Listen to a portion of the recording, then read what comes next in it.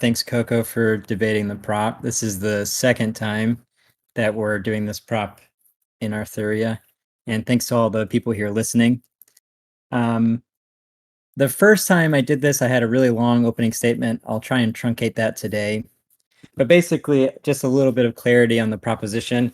When I say state authority, I mean that synonymously with something like political authority, or just evoking the notion of why does the state have the right to tell us what to do? And usually this question is justified through social contracts. There's a 400-year tradition in Western philosophy, Western political philosophy, of justifying a state's power through social contract, most famously started by John Locke, and that was very important in the founding of the United States. That's been hugely important throughout the United States history. And then later in the mid-20th century, we have the introduction of hypothetical social contracts through people like John Rawls. And the idea of the social contract is crucial to the United States political legitimacy. It is my view that the United States fails to meet the standards that the social contract is demanding, and therefore does not justify its political authority. I'm not arguing that the state has no political authority for this reason, at least not yet. I'm just arguing that the social contract is not sufficient here. And I'll just lay out a few notions here that will be important, I think. My view of a social contract is that it's a species of contractual obligation between two parties. In this case, the parties are the individual and the state. And I think in order for it to be a contract, it must be a valid agreement. Invalid agreements are not going to be contracts, on my view. Just to give you an example, if someone puts a gun to my head and forces me to choose between my head being blown off or I sign over the rights to a movie script I wrote, if I sign over the rights to that movie script, that's not a valid contract. I had no way of opting out reasonably. The choice was die or sign this contract over. In the same way, if the state were to do something like that to me, it would not be a valid contract if I have no easy way of opting out. And when it comes to the United States, if you don't want to live here, it is not easy for you to go to another state. If you're an anarchist, it is not easy for you to go to a place where there is no state. You can move to Antarctica, right? But that's not an easy or reasonable way to opt out. All of the other states you could move to would likely be states that are similarly built like the United States. So we can't reasonably opt out of the United States system. So for that fact, it seems like it's spurious to say the social contract would be valid. There are other ways to justify the social contract. One might use a Lockean explicit social contract, but I think we can easily dismiss that one. No one here was given an actual piece of paper and asked, hey, do you submit to United States political authority? And you sign this contract and then we'll protect you and provide all of these things. None of us were given that. So we have to go with something like an implicit social contract. And there are a few options for that. One would be consent through presence or location. If you live here, then you justify the social contract. I think that fails for the previous reason of it's not easy to opt out, so it's not valid consent. Another one might be like passive consent, right? Like, let's say you're at a board meeting and the CEO is like, we're going to end the meeting in 5 minutes unless there are any other questions. No one says anything, and then the meeting ends. That's an example of passive consent because you didn't explicitly say, hey, I want out. But the difference between passive consent in the CEO case and passive consent for the state is that it's not just that the meeting will end. It's more like if I don't say anything, let me rephrase that. Imagine the CEO says the meeting's going to end in 5 minutes. And in 5 minutes, if you don't ask a question before that, I'm going to take your car.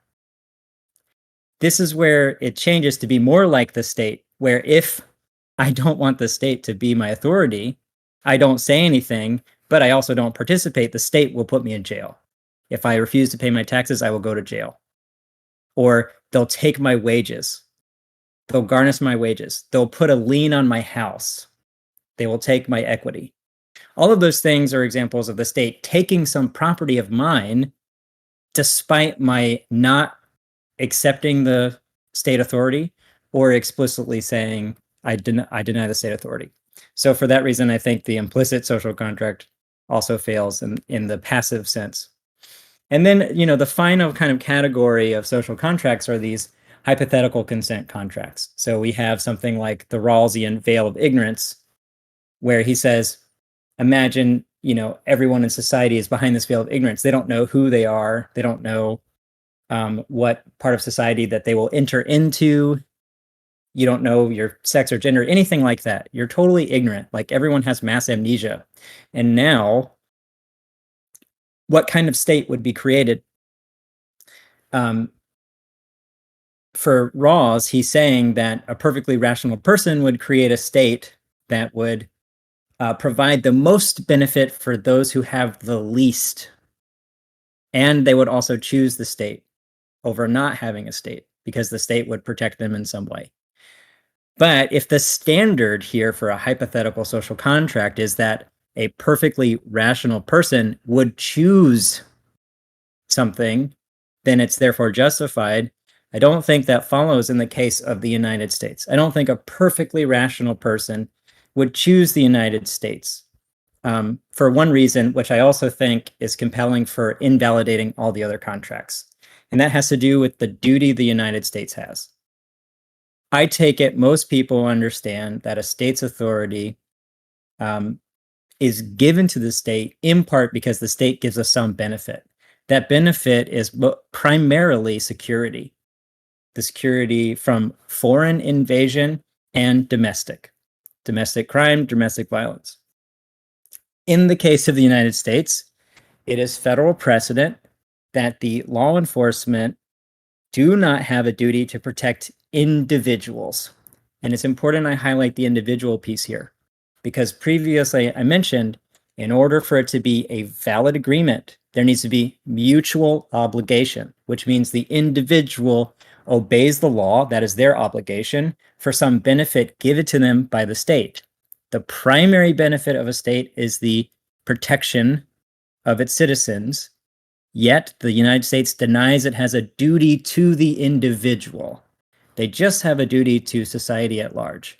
Because the United States denies its duty to the individual, it is not a mutually obligatory contract. And for that reason, the hypothetical social contract fails because a perfectly rational person would not choose that.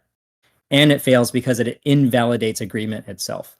So for that reason, I think the United States is not justified by social contract theories. Awesome. Thank you, Arco. I assume I can give my quick opening statement as well now.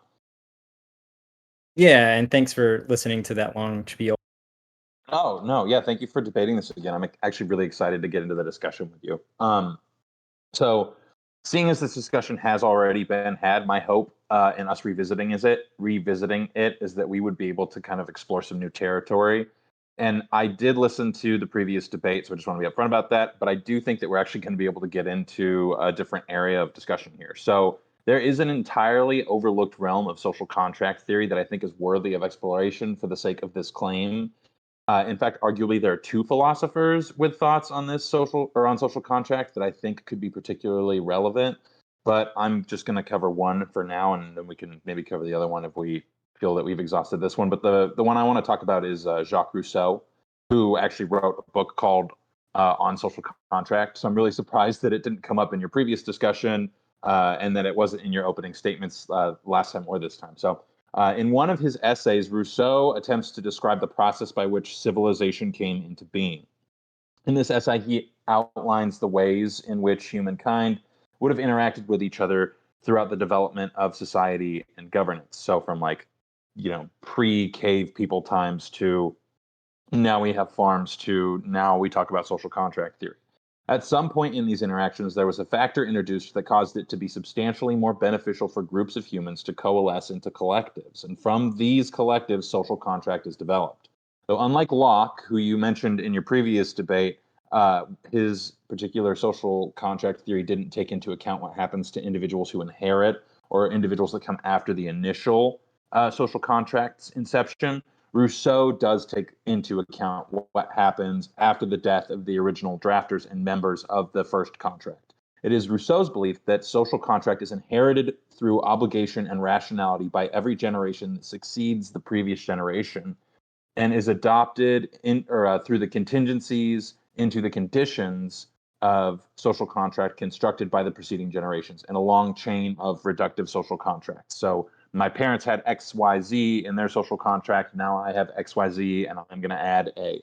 So part of his justification for this existence of what he calls the collective body of society is that he believes social contract, when it's adopted by a group of individuals, becomes its own colonial organism that we ought to view as being an individual entity, whose being is advocated or whose well-being is advocated for and pursued by the individual participants in that body. And much like the human body is inherited through the functions of genetics and biology, the metaphoric and metaphysical body of the social contract is inherited through and constructed by the obligations and coercions of the parent social contract by the succeeding generations. If this particular view of social contract theory is in fact cogent, which I do believe it is, then it would stand to reason that social contract justifies the existence of the United States government based on our inheritance to the obligation of the previous contract agreed upon, and that previous contract prior to the one that we've inherited, and so on and so forth. Assuming this is the case, it would then be the responsibility of the successors of the previous contracts to abolish their ancestral contracts in favor of drafting a new one. And again, in the same way that it is profoundly difficult to escape the proclivities of our inheritances through genetics, it is profoundly difficult to draft an independently new social contract. It's much more likely that each successor will impart revisions into the contract that will then be inherited by a succeeding generation, and less likely that they would, in fact, draft a new one. But so long as they have not abolished the previous one, its existence is still justified through the form of inheritance and obligation that we all have through the inheritance of a previous social contract that precedes the one that we've inherited. And that's pretty much what I've got as far as opening statements are concerned. There's another philosopher who has some interesting views that are similar in thought to these, but we can get to that after we feel we've exhausted this particular topic.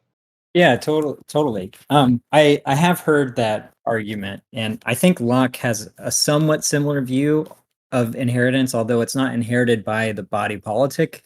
What it is it's inherited through like who owns the property. So for Locke, the property of those who made the initial social contract is basically willed to the state in at least in some type of principle. It might be given to each individual person through this inheritance, but the state has the right to take that from the person through something like eminent domain or something like that. And for Locke, that's part of the social contract. But I think Rousseau is right that it's not, that he wasn't sufficient with that argument. And so Rousseau's argument, I think, I don't have a big problem necessarily with the idea of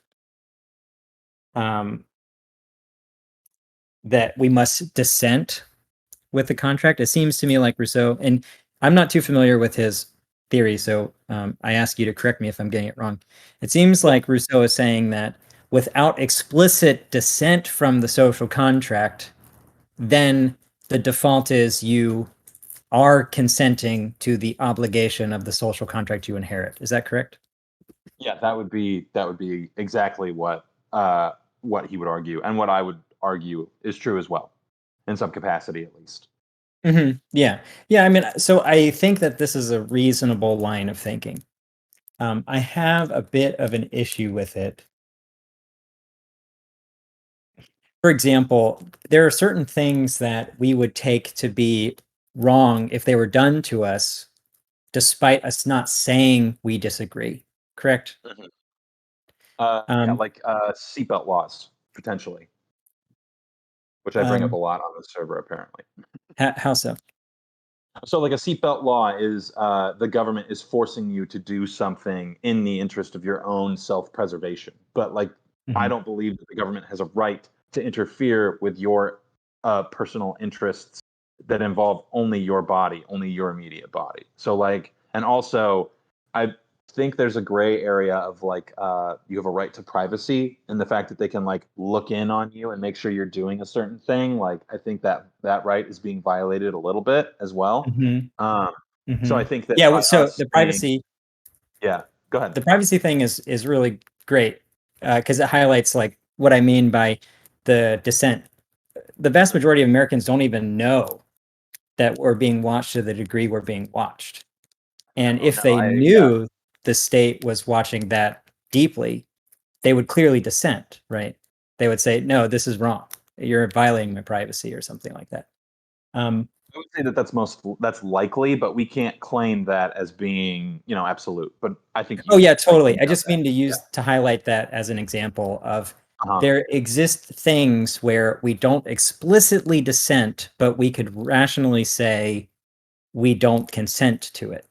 Um, Yeah, like because for can you really example, consent to something that you're not completely aware of? Like, you yeah, know, I guess go ahead and do your example. I'm gonna save my thought. I'll write it down. So go ahead and do your example. yeah. I mean, I think what your intuition pump is in line too with what I'm saying. Like eventually it'll go down that way.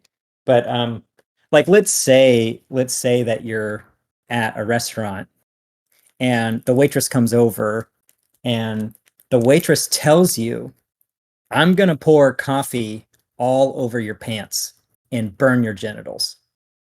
And Okay. you do not tell them explicitly, don't fucking do that. I don't agree with you doing that. You don't say anything at all. You're mostly just in shock. And so Or you're into some really weird shit. the waitress pours the coffee on your genitals. We would not say that you consented to that waitress pouring coffee on your genitals just because you didn't say, fuck no, please don't do that. So I Yeah. think we can agree that there exist, that just not denying something isn't sufficient to say we consent. Yeah, I mean, I definitely don't want to go down the rabbit hole of saying that if you can't or if you didn't explicitly deny it, then you are consenting, because that would just put me in CeeLo Green territory, where he once said that like if someone is unconscious, they can't be raped because they Right. can't Right. say no. So like I don't want to go down that path of thought. I don't think that that's Sure. true. But Yeah. Okay. I Fair. will yeah, but I will say that I don't think that social contract necessarily operates in the same way as far as consent is concerned. So something that kind of came to mind when you were talking earlier was the idea of inheriting specific aspects of a contract versus inheriting like the entire contract. So I think it would be perhaps a better way to think about my argument would be that we haven't inherited a certain set of uh, contractual obligations, and within those contractual obligations, we follow enough of them to where the contract is not nullified. So very much in the same way that you would look at like a warranty for an item. If you violate certain terms of the contract, then that contract becomes null and void. But you can violate those terms in ignorance in the same way that you can violate them in knowledge. And I think that social contract in practice is very similar. So it might be the case that we're violating a number of of the obligations in the social contract, but we haven't done Mm. anything to sufficiently nullify it. And so that Yes. in my argument would be that we haven't sufficiently nullified the social contract through our actions or lack of consent in certain areas to Hmm. justify saying that the government is not justified by social contract, because we've consented to, knowingly consented to, and inherited just enough consents from our previous obligations or our parents' previous obligations that the contract is still applicable. It's Sure. not quite void yet.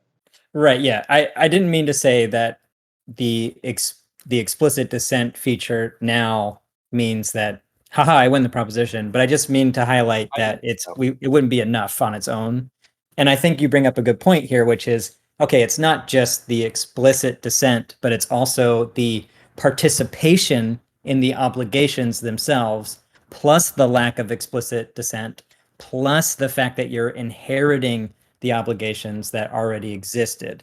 So those three things sort of combine to justify the state's authority. And Yeah, absolutely. right. So I want to unpack consent by participation a little bit. Yeah, I'm happy to. Um, so I think if we take the case of a slave owner, or sorry, a slave themselves, right?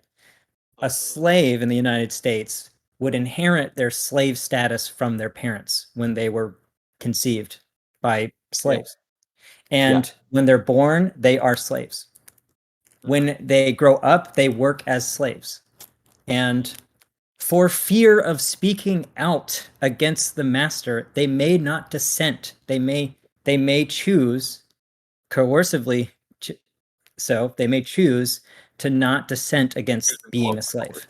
And so when we look at the slave who inherits the duty of being a slave, who inherits those obligations, and also does not dissent and participates in slavery, we would say that they do not consent to being a slave.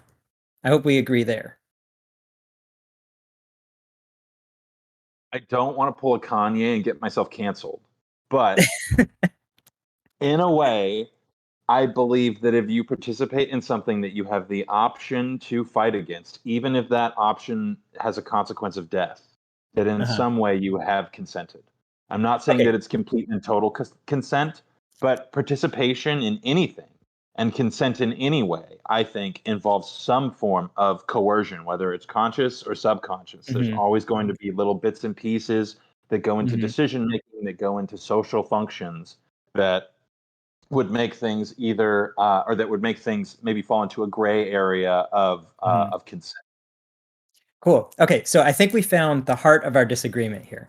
And this makes me really happy because now I feel like we can make progress. Um, Right. so the heart of the disagreement here is like, does it constitute consent in a case like slavery? Does the participation mean slavery? And can we reasonably call it a valid agreement if it is coerced? So my view is that that's a clear no. Your view is that, well, there's a spectrum of consent there. And although it might be an immoral one, and although it is reasonable for someone to make that choice, as long as you still have a choice, regardless of how extreme the choices are, you would, on your view, still call it consent.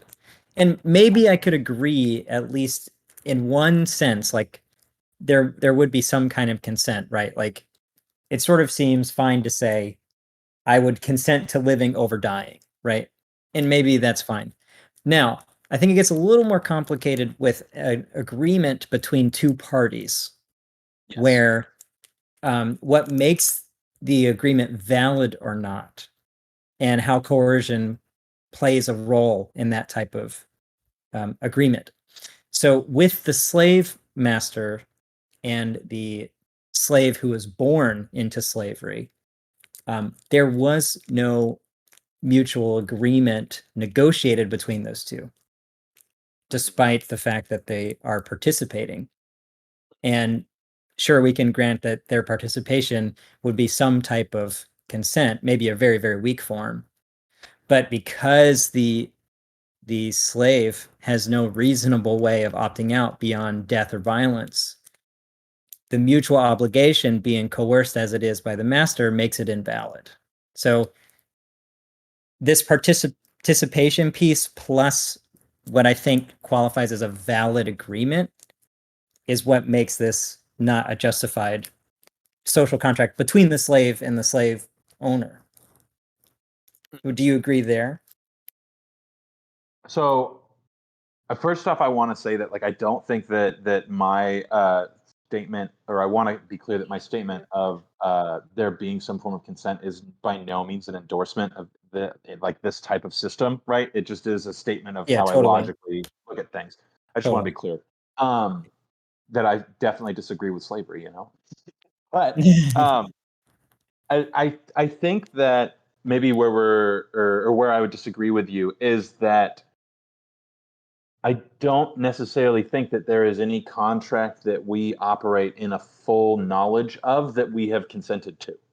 So Mhm. there are a lot of things that we co-opt as individuals in the way that we interact with the world, in the way that we interact with society, in the way that two individuals interact with each other, where there are unspoken and spoken, implicit and explicit things that go into the creation of a contract, or I think Rousseau calls it like a covenantal agreement, or a covenant is what he calls it.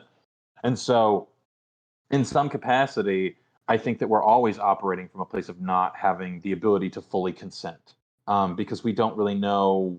And this is a little bit more extreme, or not extreme, but this is just a little bit like ethereal, head in the clouds. But like we don't really know, like what the ultimate end in the causal chain is to our consent. So like that fact in itself, to me, says that we can't, in full knowledge, consent to anything. So the consent that I give out loud isn't really, like, it's marginally more valuable than the consent that is given from something that you just inherit, because really a lot of what we're consenting to is not out, it's not explicit whenever we participate in anything, because we can't really know the consequences of it. And so I don't necessarily think that I completely agree with you, but I don't want that to come off as me saying that like coercion is okay and that you can be Yeah, coerced totally, totally. into I, a I take you to contract. just I take you to just be saying, like, on your view, full consent isn't really possible. It's more of a myth that we use. Um, Well, and it's also necessary for legalities, right? Because like mhm, there is an absolute of consent in legalities, right? In California, we have a law that says that you need to get explicit consent before you interact with anybody sexually. So I mhm. can't just assume that I have consent because someone is kissing me or behaving in a way that implies consent. That's no longer acceptable in a court of law, as it shouldn't be, just to be clear. Um, but I do think that when we're talking about in the realm, in a different realm, when we're not in the realm of legalities and we're in the realm of the way in which humans interact just conceptually, that we don't necessarily have full consent. Yeah, yeah. I mean, you and I both agree that when it comes to the state, we don't have full consent there. I think where we No. disagree is the implications that we draw from that fact. So, on my view, the reason why we don't have full consent isn't so much so that we don't have full consent over anything, but it's more about the consequences of what happens when I explicitly state that the state has no authority over me and explicitly try to stop participating. So if I were to say to the United States government, fuck you, you don't have any power over me, I'm a sovereign citizen, and then I go like move into the middle of the mountains, right? And then I stop paying my taxes. The government can come to my house despite me saying I don't want to participate in this anymore and explicitly denying my obligation to the contract. They will come and take me to jail. Right. That's not that's not an easy way for me to opt out of that agreement. Right, and I would agree with you, but I don't think that lack of convenience necessarily justifies your point, because um, part of one of the primary functions of social contract, in my opinion, as far as I've ever read it, is that it's enforced by the group. So, in the same way that Rousseau says that there's a collective body, right?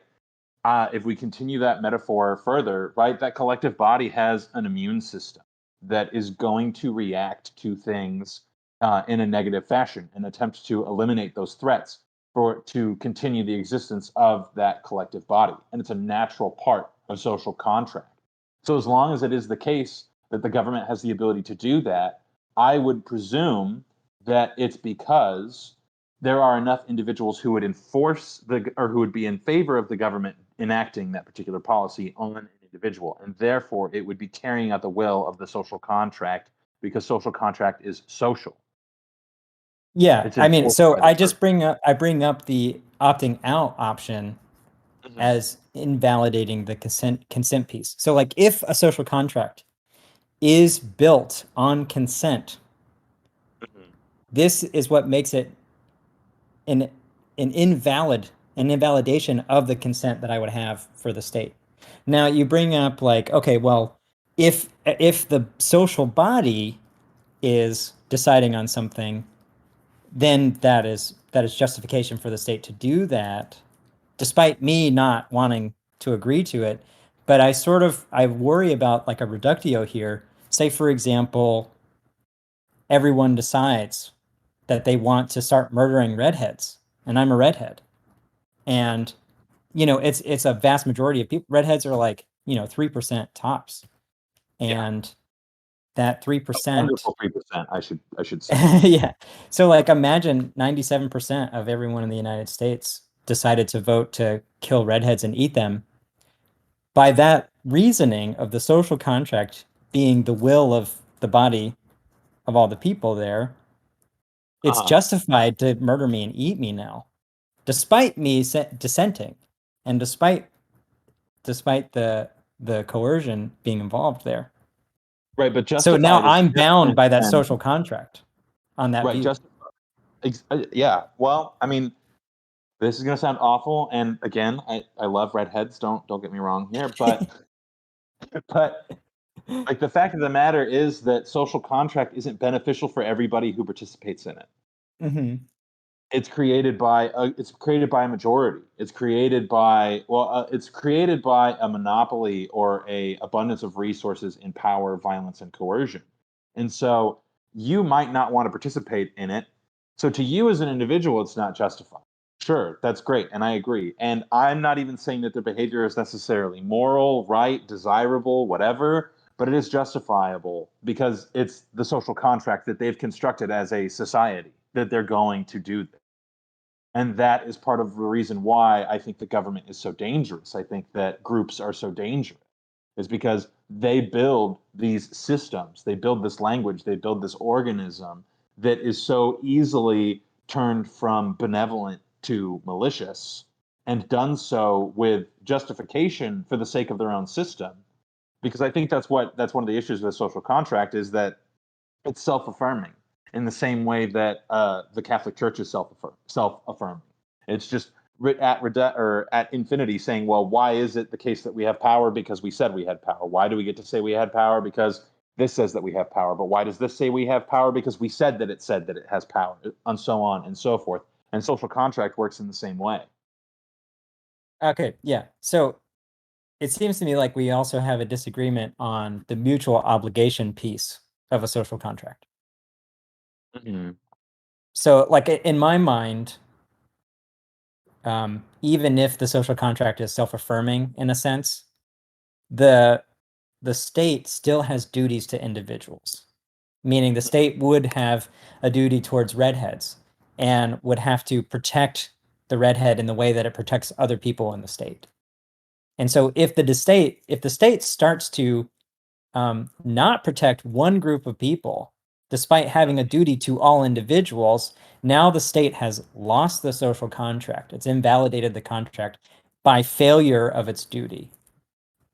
Yes, and I would agree, but only under the condition that the individuals who are upholding the social contract would say that the state has a duty to do that. And so ultimately, if they decided that the state had no duty to protect redheads because they didn't believe redheads to be people, then the state does not go or does not come into or it doesn't fall into having not perpetrated its duty properly, depending on how it is that the people who are creating the social contract have dictated the social contract ought to be carried out. So, in the same way that like an organism evolves, I think that social contracts evolve, um, and they can evolve rapidly. They can evolve slowly, but they're very volatile organisms. And if someone were to say, "Well, we can say that redheads aren't people; they should be considered to be animals," then they go around killing animals. Well, the state has no duty to animals. The state has a duty to people. But the social contract is defined away the property or defined the property of personhood. They've taken it out of the definition of redheads, much in the same way that the Nazis took the definition of humanhood or personhood out of Mhm. Jewish people. Okay, And in the so same way that they did with if slaves, right? Slaves were property, they weren't people, right, right. Okay, so which is if wrong. the All of this is initial wrong. I just want to emphasize that. yeah, yeah, of course, of course. So, okay, maybe we can agree that if the initial social contract that was made explicitly by the people, the first generation that we inherited the contract from, let's go to that first generation, the founding social contract generation. If they had made the social contract and excluded some people as animals, then I would agree with you. Uh-huh. However, if they did not exclude certain people as animals and we inherited the state from them where all people were considered under that social contract, then the state breaks the inherited contract by changing who is involved as being considered one of the citizens in the contract. So, founding Right, and this is generation the says existence redheads of the aren't, Supreme Court. huh? This is like the existence of the Supreme Court. This was the original intent of the Supreme Court in some capacity to reference back the original contract. Yeah, yeah. Yeah, So, continue. so, so if the contract starts with every individual being protected by the state and the state having obligations to the individuals. And if later in time the state rescinds the obligation from one of those people, they've now broken that initial social contract. It's no longer an inherited contract. They're not following that contract anymore. They've changed it. When one party changes the contract, that contract is null and void now. And so you have to either make a new contract between those two parties or the contract doesn't exist anymore.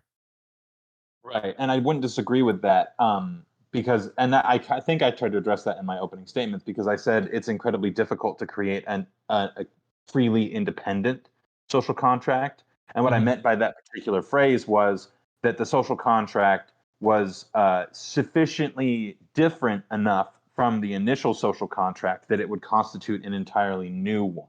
So I do think that, like, let's say that, well, okay. So if the argument is that, like, let's say the Constitution has outlined that any human being who is born within the bounds the of America is inalienably allotted the property of humanhood, which it kind of does, not like as explicitly, but pretty matter of the fact it does do that. And then if the government allows for the majority of people, the majority to enact tyranny onto a minority of people by saying, well, we've removed the personhood from them, then, and the government does nothing, the government has violated a key clause within the social contract or within its contract that was initially created. But I'm not talking about the contract that the government is obligated to. I'm talking about the social contract that empowers the government to act. So the Yeah, government I, may have I agree. violated, yeah, I the think, government may have violated that original clause for sure, but the social contract is the thing that gives the government the ability to even violate or support anything in the first place. The government isn't self-affirming. Social contract right, right. is. So what I don't mean to say that if the state violates the Constitution, now the social contract is invalid necessarily. But I do Mhm. mean to say that if what constituted the social contract was this mutual obligation and the state rescinded that, then it would invalidate the contract. So now the question is, has that happened in the United States? And I think there's an additional element, and I'm going to use Locke here. And, So because social contracts have to be a mutual agreement, conquest would not validate that agreement. So if a state takes over another state, that is not a legitimate social contract. so basically, the entire Confederacy is currently under Yeah. coercion. And well, for me, I was thinking of it more like all of the Western nations that belong to the indigenous people and the Mhm. acquisitions of the Spanish American War. Yeah, That's not well, social and Hawaii contract. and Guam and Yes, so on and so Puerto forth. Rico. Yeah, all of that stuff that's under the United States, that stuff is not part of the social contract. And that's, a huge amount of the property the United States has sovereignty over. So because of the conquest feature and uh, in my mind, the genocide feature, the social Mhm. contract is null and void for the vast majority of people in the United States. And you could maybe just make an argument that the 13 original colonies would be the social contract worthy states. However, those were also taken through violence. We had a war over that. Yeah, I agree. And while I don't like, I feel like I'm really stuck arguing for some very untasteful things here. I don't think that there exists a system of governance. I don't think that there exists a country, that there exists any collective identity that wasn't acquired through some function and isn't perpetuated through some function of violence. So I think Based. to say, thank you. I think to say that the function of violence invalidates any social contract or creates an unjustifiable obligation, well then like why does any country exist anywhere? Why do boundaries exist at all? Why is it that Iraq and Iran operate the way that they do? They were just British colonies that got completely screwed over by a bunch of imperialistic white people who thought that they knew how shit worked down there. Like Based. the reason that we have conflict in all of these other places that Britain used to own, including Africa, is because the lines for those countries weren't drawn by the people who lived Preach, there. Coco. Preach. Keep going. But the fact of the matter is, there's still individuals who are participating in those governments, whether it's beneficial for them or not. And we're participating in a government that's ultimately not beneficial for us in some capacities. Exactly. Yeah, you're Right, almost there. You're almost there, Coco. but just because it's not beneficial or not good doesn't mean that we're not consenting. Even Okay, if so the consequences were death, the I agreement, don't think the consequence being death is I don't think it invalidates the agreement. Like we have the choice to die. We have the choice to yeah, fight for things. Like I don't want to remove that from people. I think right, that it's okay. important that we keep that. Sorry, Yeah, I'm so you were no, you're hyping me fine. up. But that's basically where we disagree. So Mm-hmm. the participation and explicit dissent piece, on my view, just because I am not explicitly saying I want out, and just because I'm participating in it, is not sufficient to say I am in a valid agreement. So you might say I'm consenting, which is fine, but that doesn't make the agreement valid. It's I don't think validity invalidated. is a necessary property of social contract. Yeah, that's on my view. It is like it has to be a valid contract. I mean, a contract is not a contract if it's invalid. At that point, it's just coercion or slavery or something like that. I mean, I so this is part of Rousseau's view. Yeah, Um, let me. I have the article pulled up, and it phrases it really, really well. So if you'll allow me, I'm going to find it real quick, if that's okay. sure. Okay, because the way that it's phrased is very, very poignant, and I really liked it. Hmm. Um, basically, what it's saying is that all individuals are born like completely free, and that we are corrupted by the where is it? We're corrupted by yeah, I'm not going to be able to find it fast. So basically, all individuals are born free and with Hmm. complete and total agency over everything. And that we are, from the moment of our first breath, corrupted by social contract in a way that we are forced, quote unquote, to be free, is the way that he would describe it. So the fact that I exist amongst other humans and I don't operate in some basal animalistic way is in itself some form of slavery to the social contract. It's inevitable.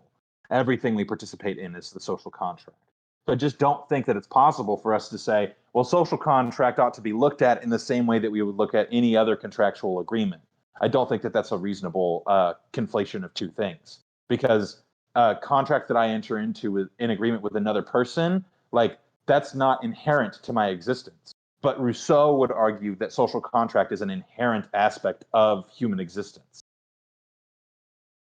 Maybe in unavoidable. terms of a community social contract, right? Like the contract you enter in with your family.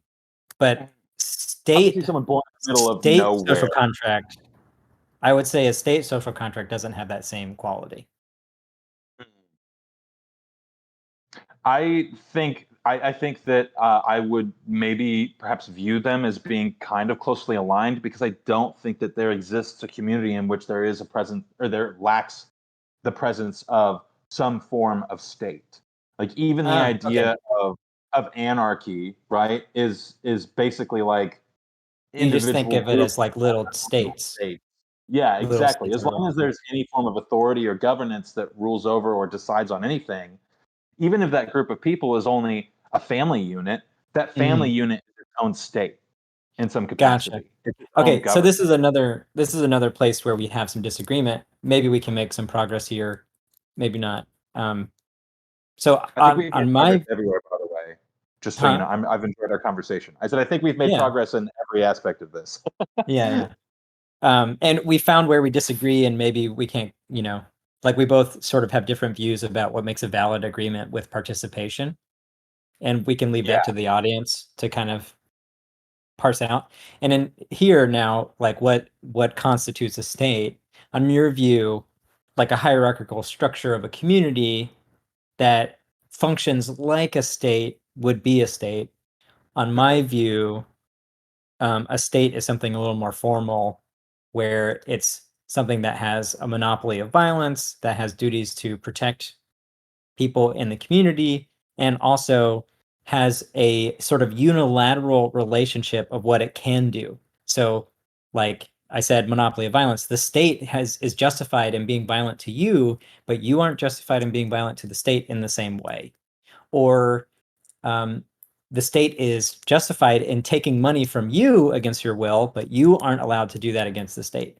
And the reason for that is because the state is providing some benefit and you're providing some benefit to the state by obeying it. So that kind of relationship is what makes it a state. So if we were to, on my view, if we had a neighborhood with like an HOA where vigilantes would go around and protect people's houses, I wouldn't consider that a state. What I would consider a state that would be just like that is if that HOA went around and protected everyone and then demanded everyone give them money for doing so, even though the state just started doing it on their own. And then the Right. people in that neighborhood who said no were treated like the criminals that the state was protecting, anyways. That's when the HOA becomes a state, on my view. So basically, as soon as it starts violating the rights of the individual, it becomes a state. Well, in that example, I mean, it doesn't necessarily have to Arco violate the based. rights. Yeah. Yeah, but I, sort of I, there's an asymmetry between state power and with the community that is sort of different to me than a hierarchy within like a family or a neighborhood or tribe or something. yeah, I would say that like a family or a tribe does meet a lot of the conditions that you outlined. So like there is an obligation between a child and a parent. Frequently, at least in early childhood, the parent has the monopoly on force and on violence. Mhm. Which that sounds really awful, but it's the truth, right? When we're Mhm. first born, we're like ineffective little blobs, basically. And like we Yeah. rely completely on the caretaking of our parents. They're the ones who hold the monopoly on all of the resources. And Mhm. we, I mean, and there are different expectations that are outlined in those particular interactions that vary from family to family, but there are still expectations that are there. We pay taxes in the form of certain participations as children that we do. And because our parents have a monopoly on violence and a monopoly on livelihood, basically all resources, we're kind of participating in some form of a state, right? Where we're Mhm. relying on and have agreements with, even if they're not explicit, the individual who we were happenstantially born to. Yeah. My response to that is that while I agree with you that there is that commonality, the child is not a rational agent in the way an adult is. So the, the That's also adult, true. huh? I said that's also true. I'm not about to advocate that little kids are rational agents. Yeah, yeah, but yeah. And I so barely and think for I'm the a rational agent. for that reason, I think that they necessarily are um, going to be under some type of conservatorship by their parents or family. And maybe you would make the case that is sort of the role the state plays, is that it is a conservatorship of all the people in the state. To a degree, not Mhm. completely, but to a degree for sure. Okay. Yeah. Well, because it has an obligation to protect us in order to uphold its end of the social bargain that we've made with it. We Right. say you get to perform XYZ duties, we will contribute to these duties as a collective. The body exists because we feed it. We won't feed it if it doesn't serve us. Okay. So Let me try one sort of analogy here to see if I can move you to my side. And if not, I think we've gone through all of the pathways, unless you have others you want to go through, and we can do closing statements after this. If you're amenable to that. yeah, I am. Yeah, some discussions are 2 hours, some are 1 hour, and then we have fun afterwards. So Yeah. I'm down for whatever. Okay, so here's the analogy I want to run by you. So imagine that there's a nursing home, and this nursing home has 327 million people in it. You know, the population of the United States. So imagine there exists such a nursing home, and this nursing home has a duty to protect people in the nursing home. They're the conservators of all these elderly people. Mhm. And now imagine that some foreign agents or whatever try to break into the nursing home. And someone in that nursing home room will call, the security, and they'll say, "Hey, please come to my room. People are breaking into my room and they've got guns. I think they want to kill me." And then the nursing home is like, "Yeah, we're going to send security right now." And so they send security. Security gets there. They walk by the room. They look in the window of the room and they don't see anything. And then they walk away. But the Mhm. person who's breaking in keeps breaking in, and finally they break in, and the elderly woman is hiding, and the elderly woman's roommate is in there and comes out of the bathroom, and now the intruder has grabbed the person in the bathroom and starts beating them and pulls them in the bathroom. And so the other elderly lady picks up the phone and calls security and says, "We saw the cop come by and you didn't come in and check on us. Please, we're begging you, come back here and help me. My roommate's getting beaten right now." And then security says, "Yeah, we'll send someone right away. We'll send someone right away." So then a second time, security goes to this room and they look in the door and they don't see anything. The reason they don't see anything is that the burglar has brought the woman into the bathroom and is beating her in there and is muffling the sounds. And the other woman is hiding because she doesn't want to get caught by the intruder. And so the security sees no evidence to go in there other than he's been told that he needs to go in there. So the security guard walks away. Okay. So now it gets worse because it gets quiet, and then the elderly lady who called realizes, like, okay, maybe she's gone. I'm gonna go check on my friend. And then she gets up and tries to go check on her friend. The intruder's still there, and now she gets beaten. And both of these women are drug out of the nursing home. They're taken to some other building where they're being beaten up and they're raped and their money is stolen. They survive. They go back to the nursing home. And then they're like, "You know what? The nursing home was supposed to protect me. That's why I decided to live in this nursing home in the first place. Even though I was born here, I chose to be here by participating in the nursing home." So Yes. Thank you for granting me they that. they sued the nursing home for failing to protect them despite twice calling, and the nursing home neglected to protect them. The nursing home also runs the court in the nursing home. And they say, "You know what? We actually don't have to protect individuals. We just have to deter generally people from breaking into the nursing home and harming people. So if we neglect to protect you, we didn't fail in our duties at all. And, it sucked what happened to you, but sorry, that's the breaks. That's how it goes. That's the contract." Now, Yeah. is that the kind of justified conservatorship of a social contract, or would that be a social contract that you think is invalid? Because on my view, I think the United States is like that conservatorship because that's the precedent for our law enforcement in the I United know the States. case that you're referring to. When I listened to your previous debate, I actually looked it up. So Warren v. District of Columbia, right? That's right, yeah. Yeah. So I think that I kind of have two rebuttals to this, and one of them I don't think you're gonna like either of them.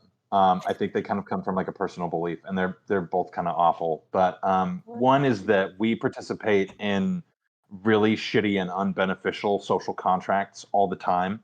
Um, and in our participation of those, regardless of whether or not they're completely beneficial for us, we consent in some capacity. I still don't think that's necessarily true, or it's. I don't think that it is the case that um, if that we have to like that if we only deny in small part that we've said the social contract is no longer valid. We have to completely nullify that contract in order for it to become completely invalid. But the other thing And that we I have would, to risk our life to do that, on your view. Like we yeah, we have to fight to the death. Even yeah. if the state refuses to rescind that, our choice is fight to the death in order to nullify the contract. How did America come into being in the first place? We wrote a piece of paper and said, "Hey, We this is fought. ours." We fought to the death to defend the piece of paper that we wrote. How is it that India became independent from Britain?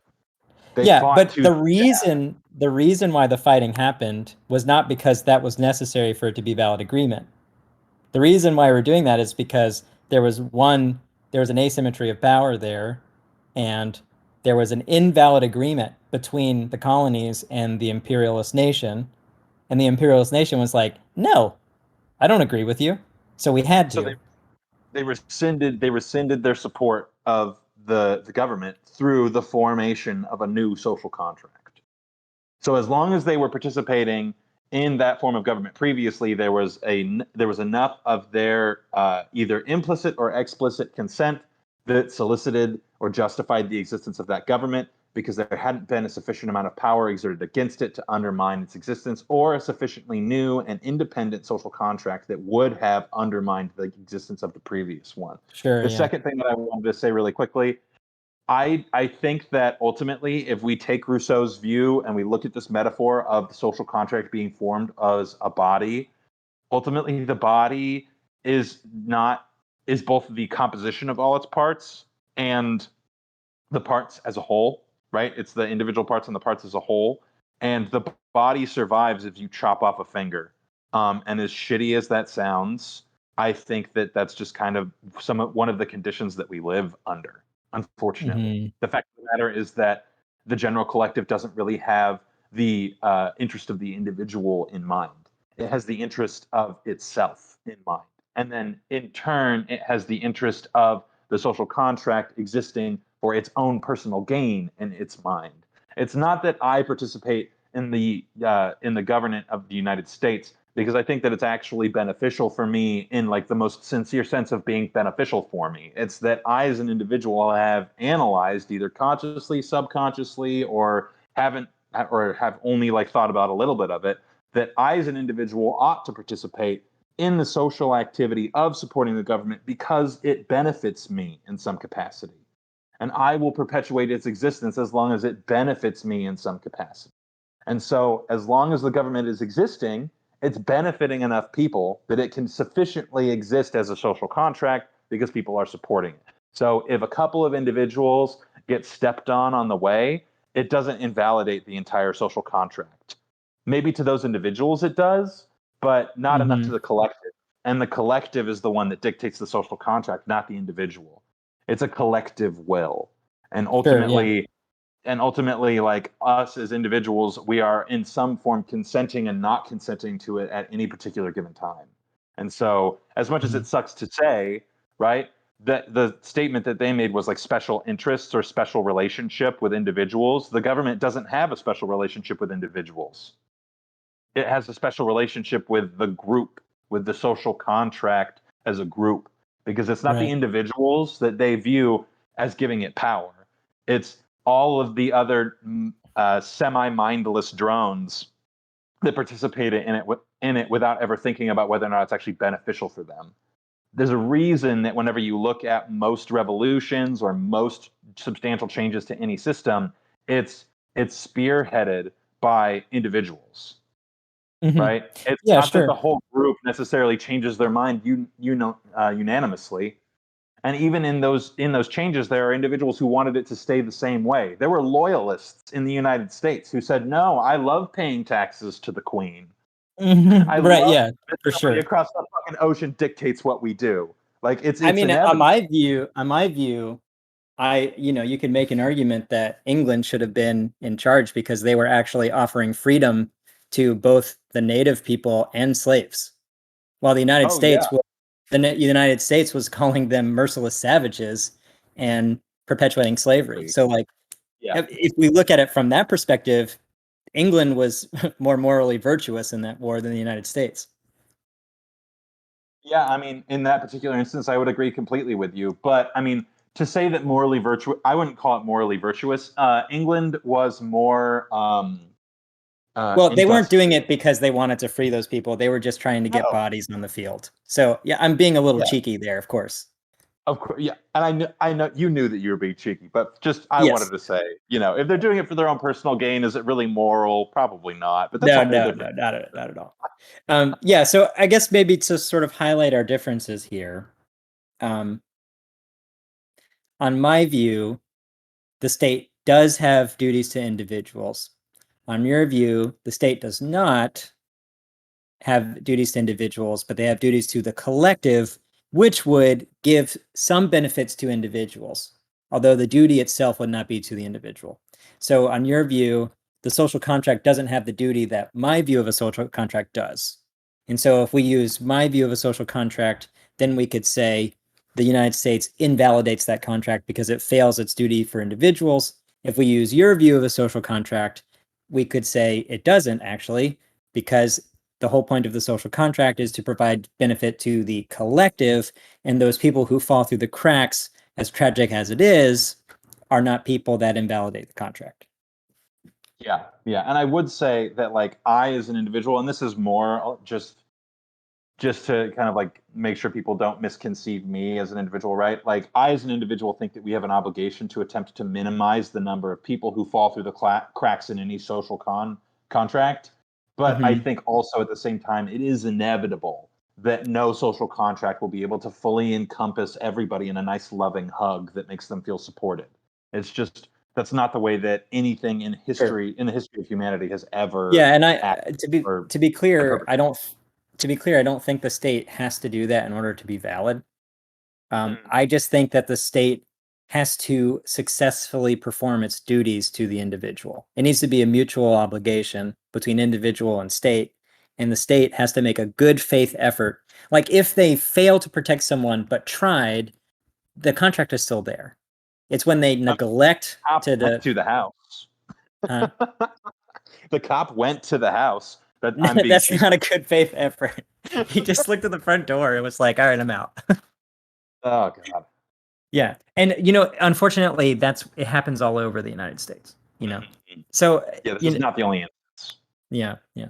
I mean, I think we don't need to do closing statements necessarily unless you would like to, but my view is that the contract is invalidated for the reasons that I listed previously about the mutual obligation, and your view is that mutual obligation isn't a necessary um, condition for a social contract. It's inherited. You consent through participation and without fighting against it. And so therefore it survives. And the United States meets that feature, so it's justified. And on my view, the United States fails to protect its citizens sufficiently, so the agreement's invalid. And maybe we leave it to the vote. Yeah, I'm fine with that. The only thing I would want to say, as just kind of like an amendment or maybe an addendum, I think is the right word to my particular view, is that at the point at which the state no longer protects a sufficient number of people to support its power, excuse me, then the state is now invalidated by the new social contract that is formed by those individuals who are no longer seeing benefits from the state. So there is a point at which the state's duty to the individual becomes relevant, but it's more of the collective, a collective group of individuals, not one Yeah, individual person. But there'd be there's some a tipping. threshold. Yeah. Yeah.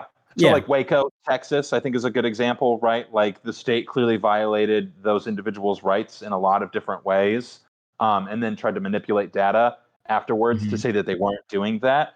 that wasn't enough of a tipping point for people to rebel against the state. If they were to force us all to get vaccines and a bunch of people, like a substantial number of people, said like, no, this is not okay, and we are now going to initiate some form of rebellion that undermines the authority of the state, and we've gone to war to alter the conditions of the social contract, well, now the state has failed in its duty to enough of the collective group that shifts.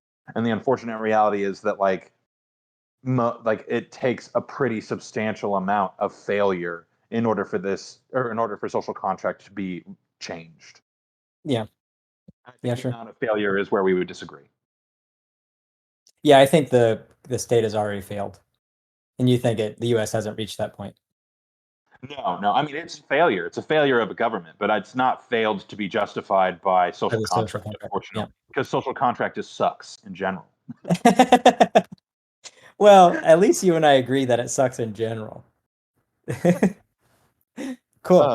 I think we Yeah, can thank you go for to the having vote. another discussion about this. I really enjoyed it. Yeah, likewise. Yeah.